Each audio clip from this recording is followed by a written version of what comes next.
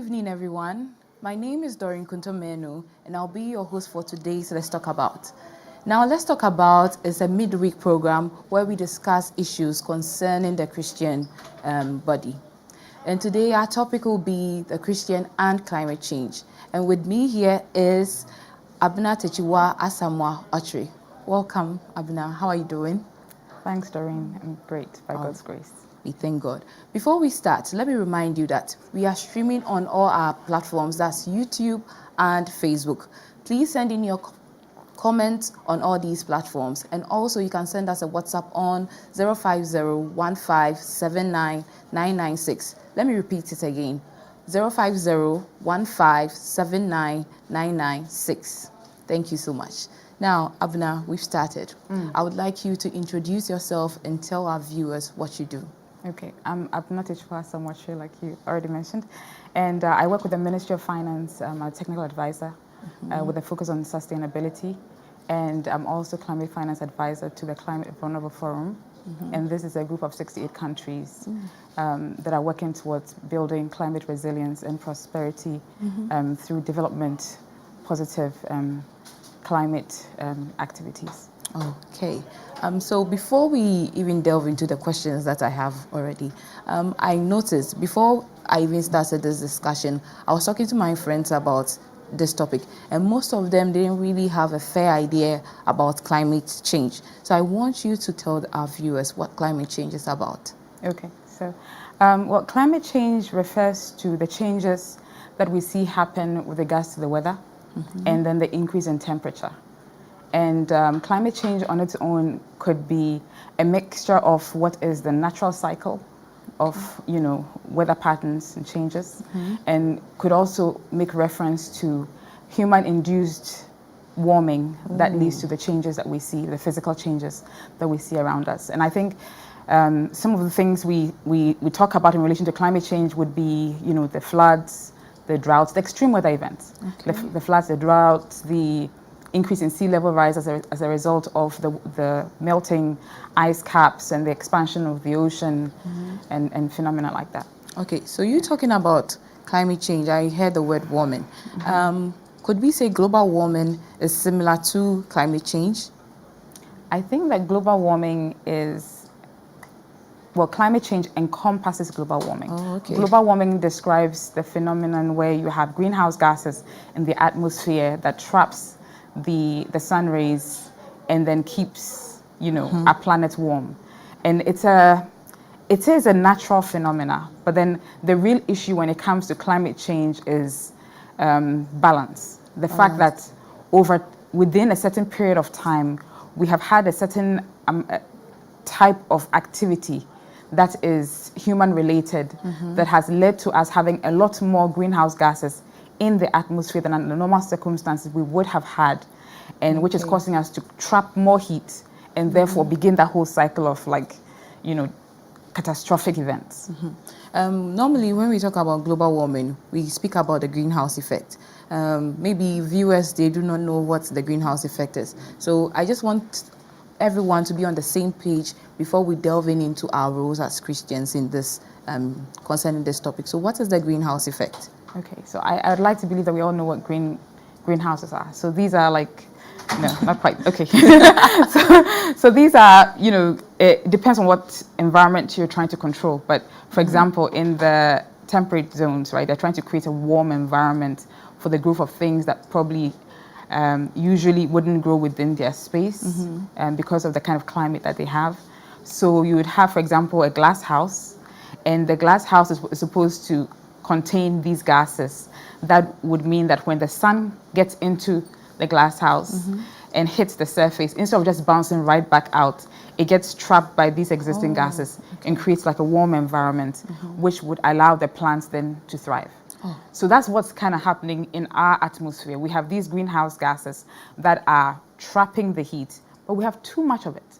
So we are trapping way more heat than we should be trapping under normal circumstances. Okay. Let's go back again. We all believe that people don't, as you mentioned earlier when we were talking, that climate change is more of abstract to people. Can you tell us what is happening in our world today that is due to the climate change? Yeah, I can do that. So I live in Pidiase, and when I was a kid, if you put like salt on the counter, by the next morning, it would be so moist and it would have absorbed so much water because that's how it was cold, and it was cooler because we had a lot of vegetation. But now it's much hotter, it's much drier, and what that means is that where before you had no mosquitoes, now you have mosquitoes. There was insects you never saw, these little tiny insects that bite you and you can barely find them. They're in abundance. So, when you have climate change resulting, for example, in further warming, right? You have a situation where, these physical changes occur. For those at the coast, it would be that they progressively see the sea getting closer. For those that are dealing with extreme, a lack of rainfall, Yes. they are seeing that the soil is cracking because there's no moisture and it's difficult to plant. And when things grow, they are not, they are not at their best. Yes. So those are some of the examples. And of course, also like the daily heat, like how you are out of breath when you walk from I know. one point to the other because it's so hot, you know. Yes. Yeah, those are some of Okay. the things we're dealing with. So that means if we peel our eyes, we will see what is happening. We tend not to look at it. Okay. So now let's move into your work. What are some challenges you've had advocating for climate change or climate action? I think that it's difficult for people to accept the concept of climate change when it gets into the way of social and economic benefits, if you like. So you would sense a constant tension between the fossil fuel industry, for example, and then climate change activists. Okay. Because the fossil fuel industry is considered primarily responsible, if you like, for the kinds of emissions that we have experienced and that has accumulated in our environment. Yeah. And so the argument is that we should be transitioning from fossil fuel to renewable energy. So if you have a company that's a fossil fuel company, those individuals are likely to tell you that, climate change is not real, or, climate change is not as severe as we make it seem, or, there are a number of things that are exaggerated with climate change. It's a reaction. So, it's some of those things, that sometimes you deal with. And I guess for someone that works in government, sometimes I deal with colleagues that say things like, well, we just struck oil. It's our turn to also exploit it and sell it and make money for our country. Is it fair that the global north is expecting us to switch to renewables? So when you say renewable, what do you mean? This for the lay viewers, they Okay. might not know. So when you say renewable, what does that mean? So currently our power comes from hydro. Yes. Hydro is considered renewable, right? So we have some of our power coming from hydro, and then we have some coming from thermals. And the thermals are powered, fueled, if you like, by gases. So when we talk about fossil fuel, we're talking about the gas, we're talking about the petrol, the diesel, those fuels. And those come from the ground, and typically when they burn, they release greenhouse gases, carbon dioxide. And that goes and joins what we already have in the atmosphere, leading to further warming. So that's what we're apprehensive about when it comes to fossil fuel. This is the class that I just talked about. Okay. Can you give us some insight into your work? Talk Okay. about what you do and why did you even go into this in the first place? Okay. I probably should start with the why. So I got very fascinated by food forests. And this is the concept of, so food forests, regenerative agriculture, permaculture. And this is a concept where you imitate nature to produce food. Okay. So it's not monoculture. It is like you have a piece of, let's say you have an acre of land, and on there you would have like leguminous plants, you would have creeping plants, you would have maybe fruit trees, you would also have forest trees. And the idea is to create an environment that allows each of those plants to benefit the other, and also to draw beneficial insects and other animals to help the system get better. Okay. So as I got involved in that, I began looking for courses that would enhance that knowledge, and because I had also started like a pilot, got my own piece of land, and I was experimenting. And then I came across sustainability management with Columbia University, and that just blew my mind. Because then I went beyond permanent culture and, you know, food production to thinking about how you incorporate sustainability in literally everything you do, including like how you think about conservation in a commercially and economically viable way. And the reason why I found that exciting is that most people feel like these things are resource chomping like initiatives. You know, like if you want to do adaptation, you make no money from it. So we're not interested, right? If you want to do conservation, how do you make money from that? We don't know how to monetize that. Okay. But there is actually a way to monetize that, because ecosystem services are things that can be valued. And when I talk about ecosystem services, I'm talking about like the things that nature gives us that we take for granted.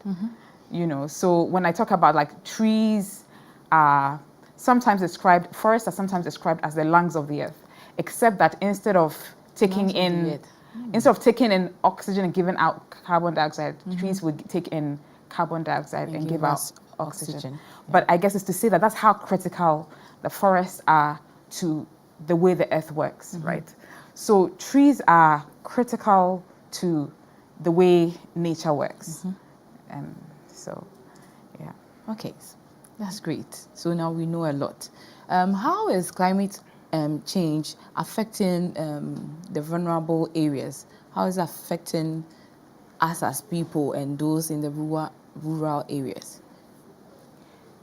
I'm going to answer that, but before I do, I want to just go back to the trees bit, because very quickly, as soon as I said that, I was like, wait a minute, people remember environmentalists and climate change enthusiasts as tree huggers. And I just want to quickly say that times have changed and we have moved on. And right now, we try to depend more on the science in explaining why things happen, and the fact that what we see goes beyond what is the normal cycle. So just to say, we are not just screaming, let's ban all the factories and let's all wear sack clothes, but we're saying let's consume more responsibly and let's understand the function of the various natural, you know, things we have in our environment, like the trees that provide the services, like I mentioned, and you know, the ocean. The ocean also plays a role, for example, in controlling, you know, greenhouse gases that we have in our environment. So understanding what all those natural elements do and harnessing them to provide that service for us that we truly require, and thinking about how we would value those services so that we actually pay for those services. So your question again was how climate impacts vulnerable communities. communities. Okay. Right. So I think about it in two ways: that it affects lives and it affects livelihoods. And when I described the elements of climate change, I talked about heating. I mean, the warming is a big part of this, because the warming drives a lot. The warming drives, you know, the rains. It drives the oceans, like it literally drives everything. So, and the warming has an impact on us as human beings. So I mentioned how difficult it is now to just walk from point A to point B, which means that productivity in a country, in a community, is impaired. And if you're stubborn and you insist on working in, you know, high temperatures, it has an impact on your health. You know, it has an impact on your health. Heat stroke, it's no joke. What is happening in South Sudan now? Exactly. And what occasionally happens in Europe when they have like very, very high temperatures during summer and people die and people get seriously sick. So that's one way it impacts us. And if you remember from our earlier conversation, I was talking about how it's, if you have air conditioning, and usually it's the middle class to upper class that can afford air conditioning, you're fine. But for the vulnerable man, if it gets really hot and he gets home, he's not, like, where's the relief? There's no relief. So that's one way that they're impacted. And then in terms of, like I mentioned, livelihood. So what it is that you do to make a living. And most of our vulnerable work in agriculture. And agriculture is severely impacted by the changes. Now we can't predict the rains anymore. Before you could predict the rains, so you'd prepare the ground, prepare your seedlings in anticipation of the rains. Yeah. We largely depend on rain-fed agriculture. True. So if you can't adequately prepare, anticipate the rains, it means that you are surprised. Yes. And so you don't prepare, the rains come, it's a missed opportunity. Or you don't anticipate that it's going to come, you are probably just ready. And I remember speaking to someone that does farms mangoes, and he said, the worst thing that can happen to a mango farmer is when the flowers come and it rains. Because all the flowers will be washed away. Oh. In that season, there'll be a very, very poor harvest, So those are some of the ways that we are impacted. But for the farmer, for the vulnerable person, because of the industry within which they work, they're a lot more impacted. And if you remember when COVID came, one of the things we learned, because most of us hadn't realized it, was that a lot of people depend on their ability to go out daily to work, to make money. So if you think about the fact that it can actually get too hot for you to do serious work or significant work, that impacts your ability to make money and to live. So what measures are being put in place to combat this?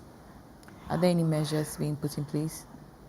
So I'm almost tempted to ask a question right back, which is that measures taken by who? So is this like measures that we are taking as individuals to survive what is happening around us? Is it measures that's taken by us as a collective, as a community? Or do you mean, are these measures taken by governments? Let's take it from government. Let's go from the top. Yes. Then why don't we just go straight up to the Paris Agreement and talk about what the world is doing about climate change?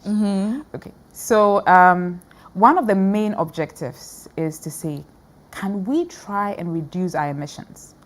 Either by not producing as much anymore, or by taking out what is already there and keep it below 1.5 degrees.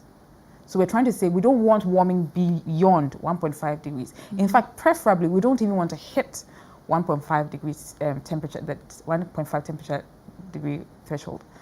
And that means that, we have to be thinking about the activities that lead to the production of these greenhouse gases. And usually we talk about carbon dioxide because carbon dioxide is supposed to be responsible for about 80% of the greenhouse gases that's causing the warming, although the other gases. So activities to reduce would be reforestation. Activities to reduce would be carbon capture and sequestering technology. Bring it down a bit. Right. Carbon capture.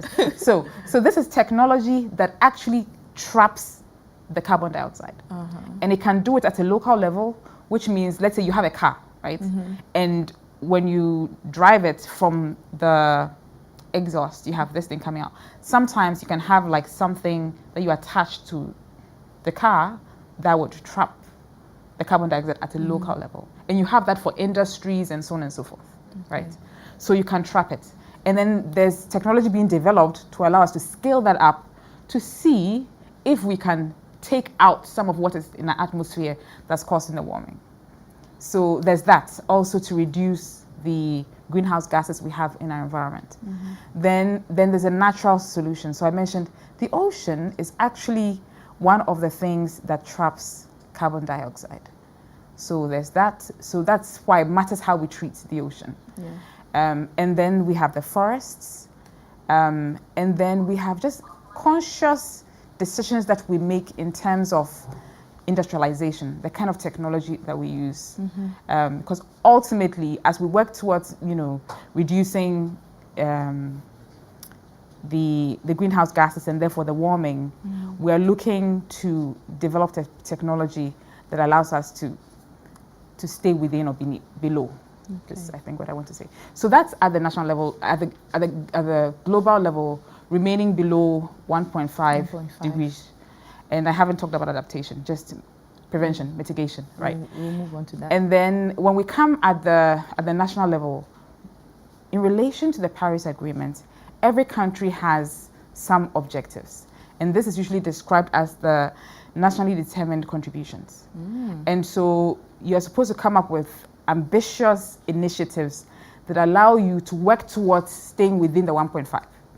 And so, for example, in Ghana, we have the Red Plus program, which is where we plant forests. Okay. And the expectation is that we'll increase our cover, our forest cover, to help trap some of the carbon dioxide. So that's one thing we do. There are government initiatives also to expand the use of renewable energy. So like you asked earlier, so renewable energy references solar. It talks about solar power, hydro, nitrogen. By God's grace, we'll get there someday. Even nuclear is considered renewable, right? It's just really expensive, right? So solar is one that we're pretty familiar with, and solar over time is getting cheaper. Is it? Yes, it's getting cheaper. There are various options. You just need to know which ones to go for. These days, you can have like, you can have a solar installation for just one room, maybe 2 lights and a battery, and so yeah, maybe it's something we can share with Trinity folk later. But yes, so renewables is also one way of thinking, because that means you're thinking about your energy mix. Because for most people, it's more so in the global north and the global south. But for most people, the energy mix is such that you find that you consume a lot more fossil fuel to produce power than you do renewables. And Ghana is working towards increasing renewables within our mix to 10% by 2030, where we currently have the mix of hydrogen and thermals to support the grid. Yeah. All right. So now we know so much about climate change and then the impact on the world. We are moving on to our main topic, where is the Christian's role and climate action. First of all, there's this word that it took me a while to really understand, and it was stewardship. So can you connect that with our roles as Christian in connection to climate action? I think when God said, it was in Genesis, right? When he created the universe. Yeah. And then when he was done, he said that man should take care of it and ensure it continues to be fruitful, right? So there is a relationship between man and God's creation, which requires man to take the role of a caretaker, I feel like. And I think by that description of that relationship, man is a steward of what God has created. And as Christians, the planet is the Lord's and everything within it, isn't it? So we have a responsibility to ensure that it continues to work the way God intended. And as part of some of the conversations we had before coming on set, I talked about this video I had seen on YouTube where someone makes reference to the fact that when God was done, he said it was good and we must keep it good, right? So I think that's our responsibility. God created an amazing thing. Like when you see the description of the Garden of Eden, it was an amazing thing. It's the reason why everybody who goes into organic farming wants to call it Eden something, isn't it? It was an amazing thing. And amazing things do not stay amazing by themselves. There is a certain deliberateness and care that's taken. And as Christians, I think that we have that responsibility to make sure that what God has created remains a good thing. But it also means understanding what we have, right? Understanding the benefits of what we have, and understanding what makes it work, and making sure that it continues to work. And then as Christians, the other side of it, because as we spoke, I talked about the fact that the climate change has certain impacts, and typically those impacts are more on those who have less, those who are vulnerable, right? So thinking about stewardship and thinking about being our neighbors' keepers, ensuring that our actions do not have a negative impact on other people. The arguments relating to climate change have always been between the North and the South. Oh, when the richer countries went and got industrialized post-1800, and now we're dealing with all this warming because of the emissions they put out there, and this is the price we pay. And then within a local context, you also have the very rich guys in very big cars that are guzzling fossil fuel and putting it out there and cutting down trees to build their massive mansions and not caring about the fact that they're changing the microclimate, which is causing the poor man to sleep in heat because he can't afford air conditioning. So that sounds like a lot, but that's how it's working. The effects of climate change on us as a global south, which we find unpleasant, is also sometimes the effect that those of us who are privileged within our own community also cause we also sort of like cause that to happen to people who are less fortunate that live with us, because we take certain actions without thinking about what it would mean for them. Okay, so what I'm gathering is, if we as Christians, we understand our calling in this world, that we are stewards of God's creation, then that means we will be able to take care of the environment, take it as ours. All right, so that brings me to this question. What is the church's role in ensuring that? The church has proven to be a great convener, bringing people together to do some very amazing things. Pooling resources, sharing ideas, strengthening one another, you know, in difficult times, in good times, but working towards something as a group. And so in my mind, the kind of role that the church has played, the influence of the role that the church actually has in Ghana, we should be having our churches engage more with our communities in developing initiatives that enables us to get a handle over what happens within our communities in terms of, you know, environmental like responsibility. And I'd like to give a couple of examples. For example, I'm sure I have said microclimate at least about 10 times so far, because it's something I'm also very passionate about, because that is when you actually see what we are talking about in terms of like the value of trees and plants, because that's one really natural way of ensuring that you create a livable space for people and for animals. So the church can get involved in this. Tree planting has become mainstream. We almost have become desensitized about the whole concept, because it seems like everybody's planting trees. Yes. I mean, we just had Green Ghana Day, right? And the cynical ones amongst us ask, what happened to the trees of last year? How do we even know they're alive? You know, they're valid questions, actually. And so we should be thinking about these projects and measuring them to give comfort to the people that invest their time and money in these initiatives, that there's actually change happening. And I think that creating a microclimate is one of those things. Planting trees, beneficial trees within our communities, taking care of them. And the concept of the food forest I talked about is one way to do that, to create that space where communities work together to produce food, but also to produce plants that ensure that we create like a livable space around us. You know, I asked you a question that this food forest that you're talking about, is it feasible in an urban community? Looking at how we are so individualized, that collectiveness is no more, especially look at Accra. There's no way I would want to do this with somebody who is... Your neighbor. Yes. Do you think it's feasible? So that's where the church comes in, right? Because the church is supposed to like help us break down those barriers. I mean, within the various groups we have in the church, we have different kinds of people. And we work together, we sing together, right? So I think that if the church is the one that's leading that initiative, it will be easier for people to just relax. I mean, look at us when we have our picnics, you know?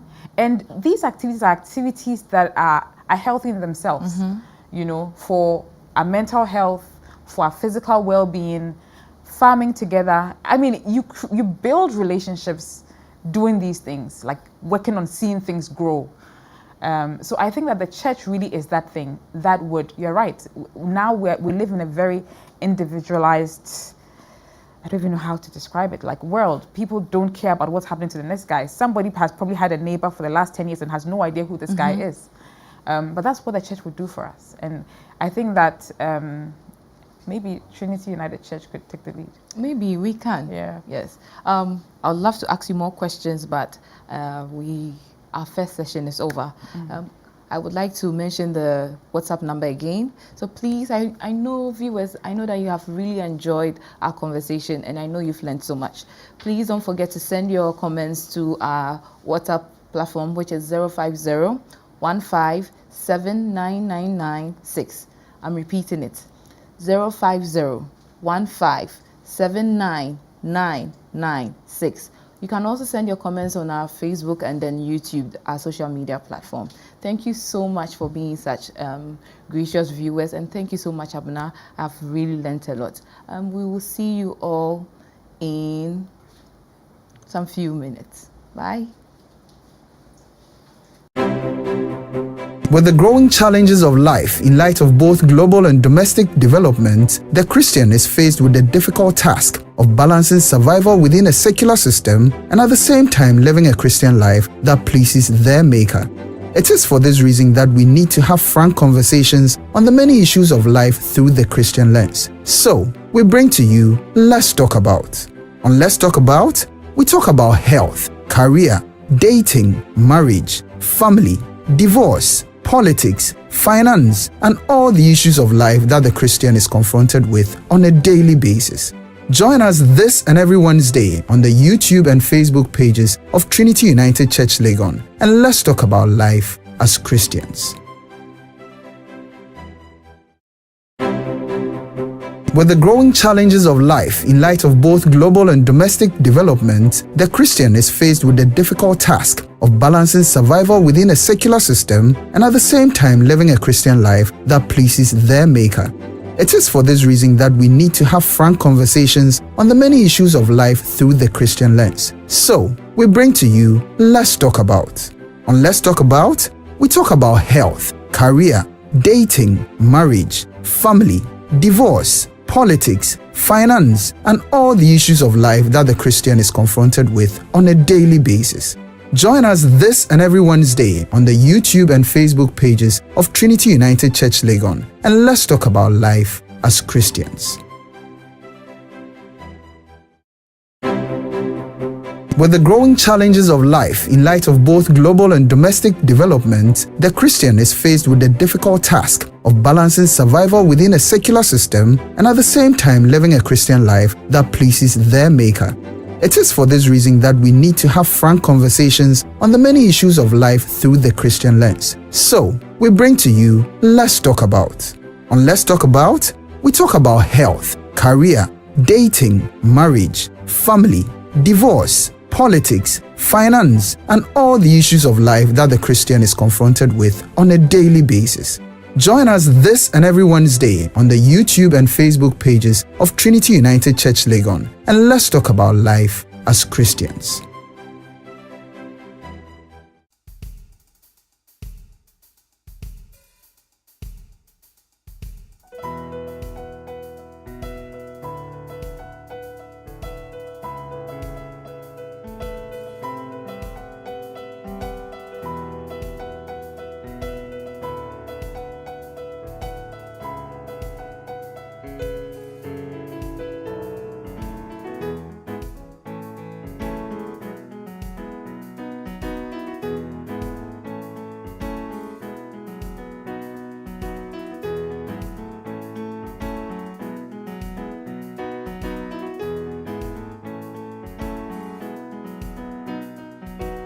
Welcome back, viewers, to Let's Talk About. Before we start or before we continue, I'd like to remind you all to keep on sending your comments and your questions. We'll be glad to answer them.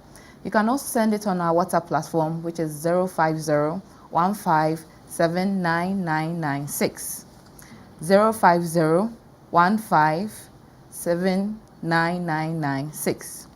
Abner, thank you so much for the first session. We will continue with the last session. Okay, I believe that the church, I don't want to use Karl Marx's thoughts about the opium of the masses, but I feel the church really does well when it comes to that.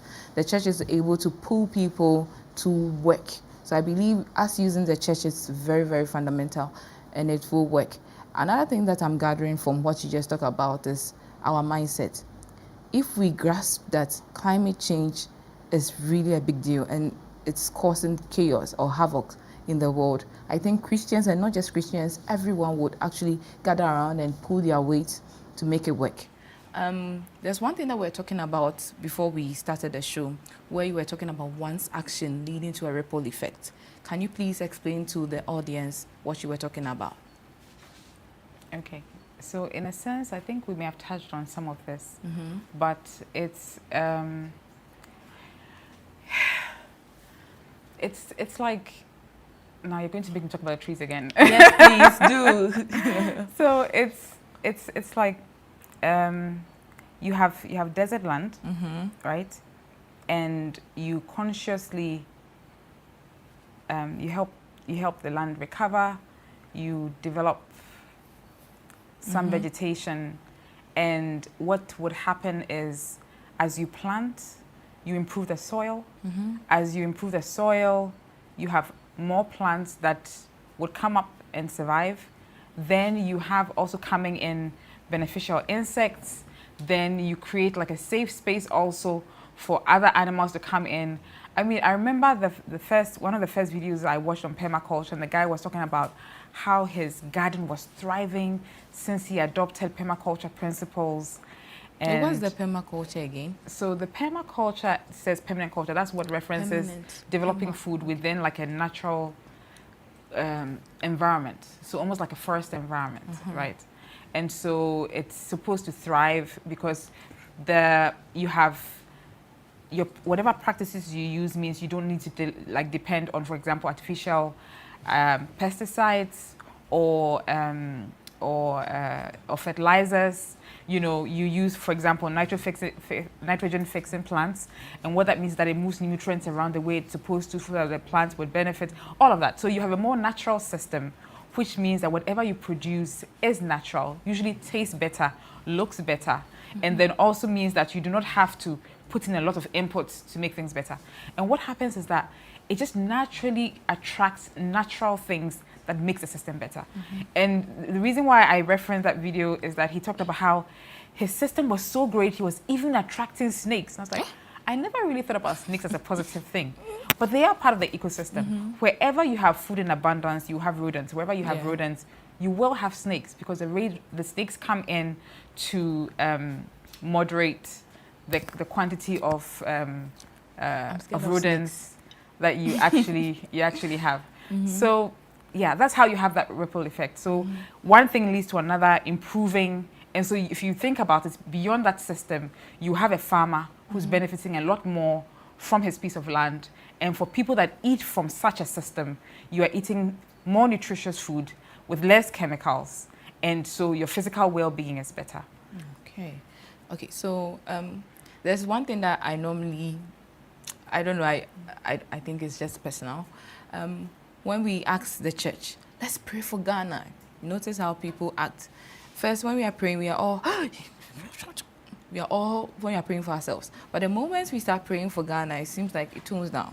So what will you say to someone who would say, I'm not supposed to be doing that? It's the government creating pools, whatever, to stop the floods. Why should I be the one? Yes, the government should do it. What do you think about that? I think we're hurting more from the lack of communal labor. There was a time when communities came together to fix things for themselves. And the last time someone said, I think it's government's job, my question was, who's government exactly? Because if you just point to a group of people and make them responsible for something, nothing gets done. And the business of government, that's massive, that's huge. If you say, oh, it's the government's job, I can name a number of agencies that potentially could be responsible for one thing. It doesn't mean that they would do it, but say that they would do it. Look at the size of the country. Look at how many communities we have, how many municipalities we have, how many districts we have, how much resources we have. And ask yourself, when will it be your turn? And if you're willing to wait for the next, 5 years for it to be your turn, when you could do something today and make life much easier on yourself. And the impacts of climate change, like, they're real, they're physical. It's not like, it's not like it's something intangible somewhere. Like, you feel it. Like, when there are more mosquitoes, you feel it physically. When it's hot and you can't breathe, you feel it. So it's in your best interest to do something about what is immediately within your environment, because it affects you most. And sometimes it doesn't take much to do it, actually. It's just, what it takes is a decision by a group of people to actually want to do something. So it's bringing the people together, having a plan about what you want to achieve, having a mechanism in place to track that plan and make sure you are actually meeting those targets. And then you are measuring the impacts. Because if you're doing something and you can't see where it's going, it's really hard. I mean, a couple of years ago, I got myself a trainer. And I remember one time we were running, and he said, go. And I said, you know what? Tell me how far I have to go. If you tell me I'm going to hit that electric pole, then I can go. No matter how hard it gets, I know where I'm going, right? But if you say go, and I don't know how far I have to go, then maybe I'm almost there, but I just give up, because it feels like I don't know where I'm going. And so in the same way, I just feel like, yes, climate change is this massive phenomenon. We have no idea when we will resolve it. But every day, we should have some targets on what we want to accomplish. Already the world has set targets for us. And then countries have taken their piece of that target. And communities should also take their piece of that target that countries have given themselves and work towards it. So it could be as simple as this year, we are going to increase our tree cover. What that means is that it's not about how many you plant, it's how many you keep alive. So that you keep adding onto that and decide on how you want to do it. Is it in everybody's backyard, 3 trees? What trees are you planting? Is that what it is? Are we coming together and creating a lot? And are we fixing that lot to enable us to do this? Are we a community that floods? So are we going to have a plan to trap rain gutters, so we don't have too much of it running off and flooding our community? Are we going to dig up a pond to receive the waters that come this way? Are we going to plant more grass and do less pavements so that the water can percolate? Those are plans that you have. You add timelines and you work towards them. Okay. All right. So we have a question by Daniel, and I'm going to read it to you. What is the impact of Galamsey on climate change in Ghana? And how are we dealing with it as a country? Galamsey. So the immediate impacts of Galamsey is more about, the environment, right? Climate change is about time scales. Of course, what you do today makes a difference, right? But some of the things that happens with Galamsey is that we clear the land. We clear the land to access the minerals. And clearing the land means removal of vegetation. Yeah. And so by removing vegetation, we're reducing our ability to trap more carbon dioxide and other greenhouse gases. So that's the immediate effect. Yeah. Subsequently, you have the effect it has on the water system, because most of the Galamsey happens within our watershed. So these forests within which you have heavy rainfalls that directs water into our rivers and ultimately. So we mess with not just our ability to access quality air, we also mess with the mechanism that ensures the movement of water around us. Yeah. Because when you have trees and you have evaporation take place, more moisture goes up, rains fall, comes down, we get some fresh water, some goes into the plants and it goes on. But when you get rid of the trees, then you also mess up with that mechanism. So those are the immediate things I can think of in terms of Galamsey, apart from the fact that the other one is not exactly related to climate change, but it's just poisoning our water bodies and causing people to get sick. So how are we dealing with it as a country? Well, I've heard governments say that Galamsey is illegal, and we have task forces in place to deal with Galamsey.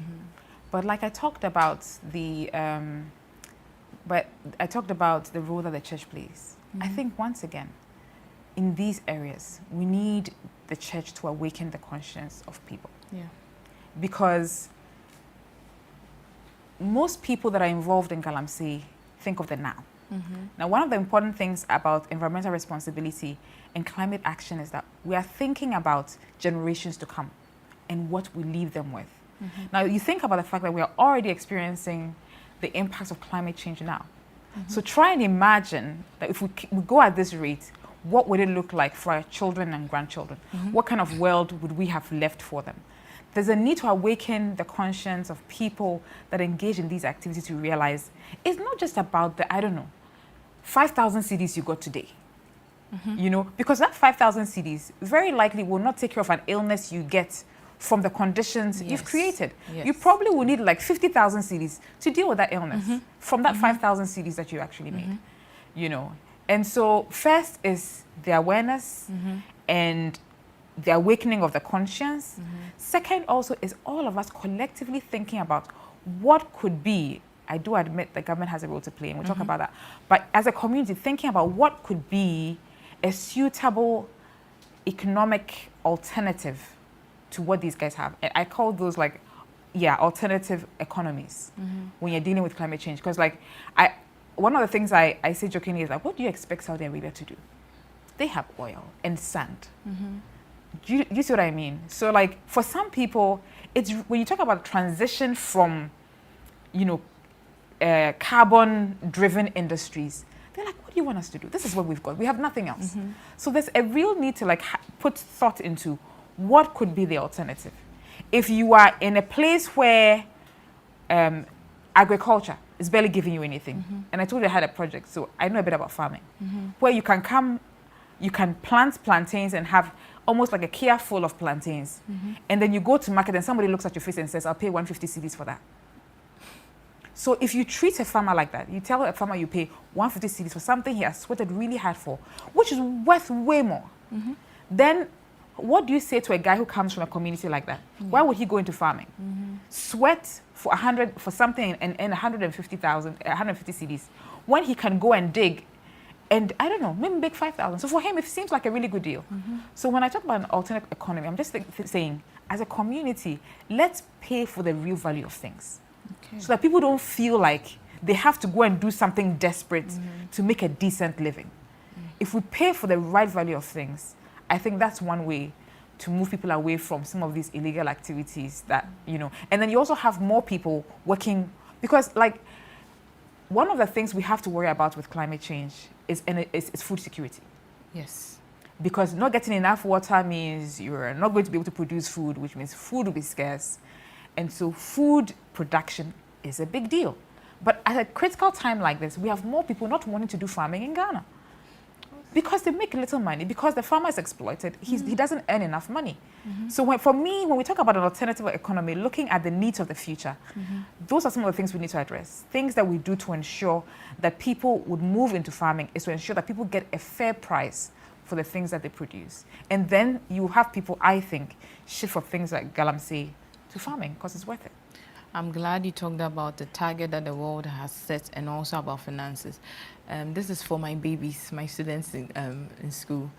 Do you think that the SDG, that is the Sustainable Development Goals, are they attainable by 2030? Please answer for my students. This feels like a trick question. But not quite. I mean, the world doesn't think it's attainable. Okay, we're saying, let's see how much we can get done by 2030. But we're looking at where we are now. COVID brought us back.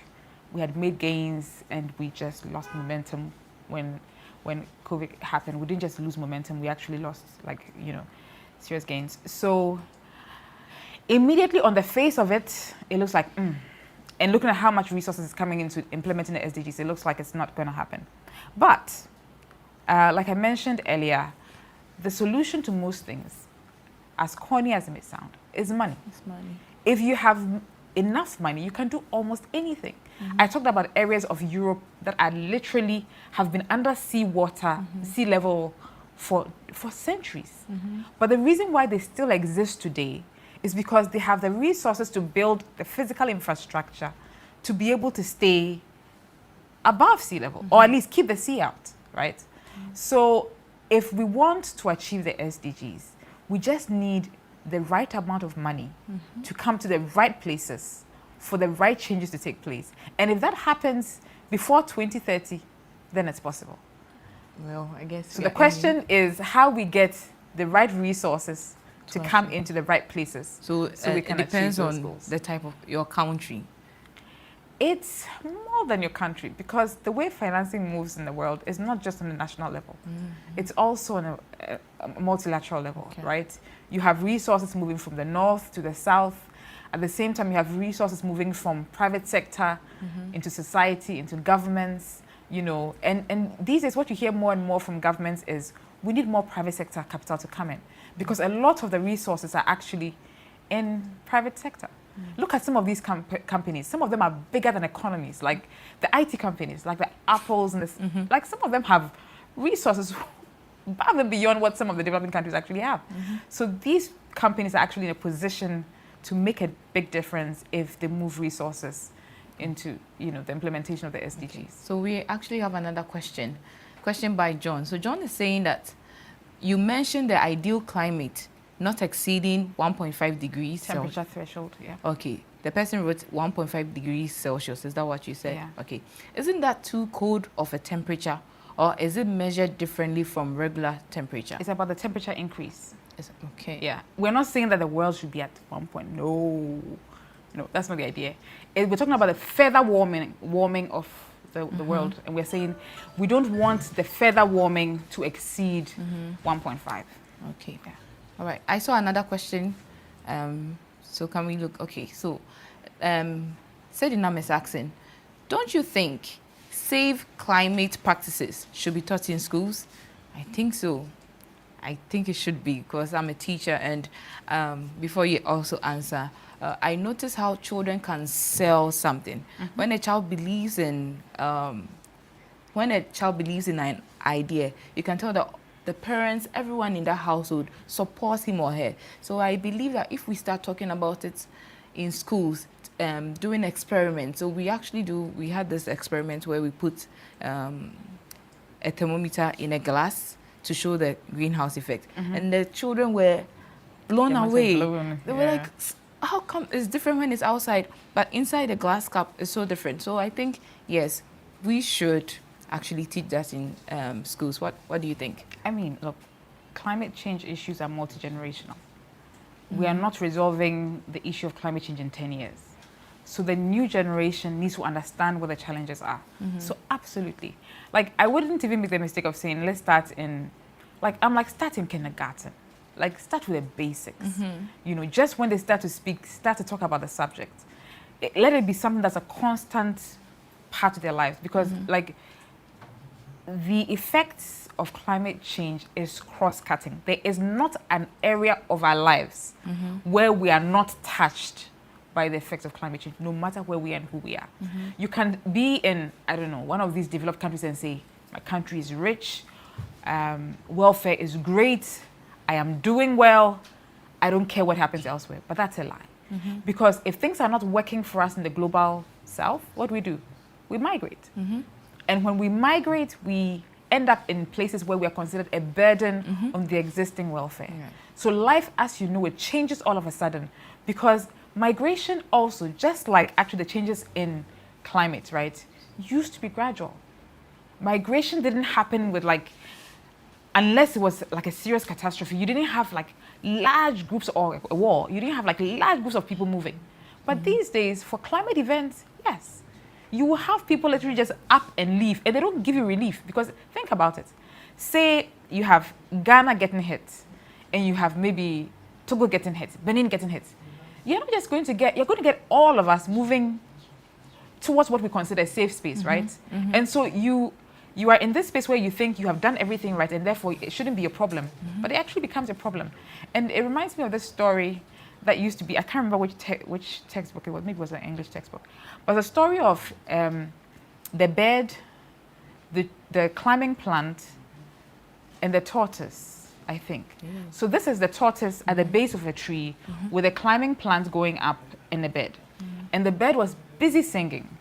And then the tortoise told the climbing plant, tell that bird to shut it because it's drawing unreasonable attention I think I've heard to that us. story. And the climbing plant said, none of my business. So the bird continues to sing, and then a hunter spots the bird. He shoots the bird falls down right next to the tortoise.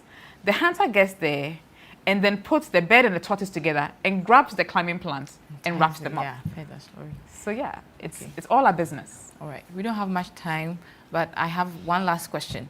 So someone is asking, can you please throw more light on what Ghana is doing for carbon credits and how individuals and maybe the church can become partners and benefit economically from it? So first, can you throw more light on what Ghana is doing for carbon credits? I think this will wrap up our show, and then how individuals and maybe the church can become partners and benefit economically from it.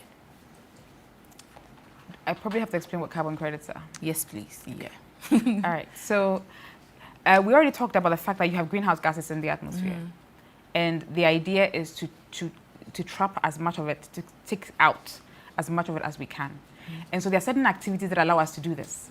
Now, understanding that people are incentivized by returns, the world has come up with a system that says you develop a project that traps carbon dioxide or that prevents the emission of these greenhouse gases in a system or in a process that under normal circumstances would emit, right? So you're either trapping or you've developed a technology that allows you to prevent emission because of the technology you have, right? And by doing this, you monetize the process. And someone who is involved in a certain activity where they feel like they don't have a choice but to emit. And examples of these would be, of course, someone who's in the transport business and it's not e-vehicles, the shipping industry, for example, they don't, at the moment, they're not fully, they have to run on fossil fuels. And so they are looking to offset how much they are emitting. So they typically will be the ones to come and buy from somebody who has put in place this kind of project to trap carbon dioxide, and they will come and buy that process, it's called credits. They'll come and buy credits from this person, and then that's supposed to help them offset. So the idea is that you emit, but then you create a process that takes what you have emitted and it brings you to neutral. Oh, okay. Right. Okay. So in terms of carbon credits, the carbon market in Ghana.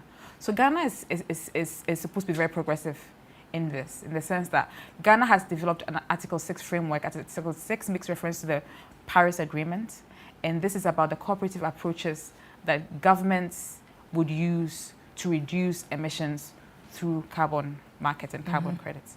And so we are pretty advanced. We have this framework, which is being operationalized as we speak. We have had countries like Switzerland, Sweden, South Korea, Liechtenstein come through. We currently are implementing projects for the Switzerland. Some of it includes like clean cooking stoves. And then we have this very interesting one on sustainable rice production, farming. So this is producing rice in a manner that allows you to, minimize the emission of methane as part of the process. And these generate credits that the country that's investing in the project would actually buy. So we don't have much time, but they also want to look at how can the church be partners with this? How can we be part of this initiative? Specifically carbon markets? I think that within the space you have people that are investing in projects. You also have people that are developing projects.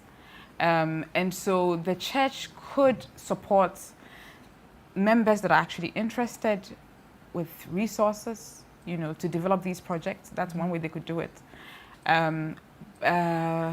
But ultimately, I think even more importantly is to create the space for people to even understand what this is, and the various opportunities that exist with the different projects that are there, because there are several projects with different methodologies, and if you understand and maybe you already work in a certain industry, you may find that you're in a position to develop a project that allows you to take advantage of this opportunity. Okay, thank you so much, Abna. We've learned a lot.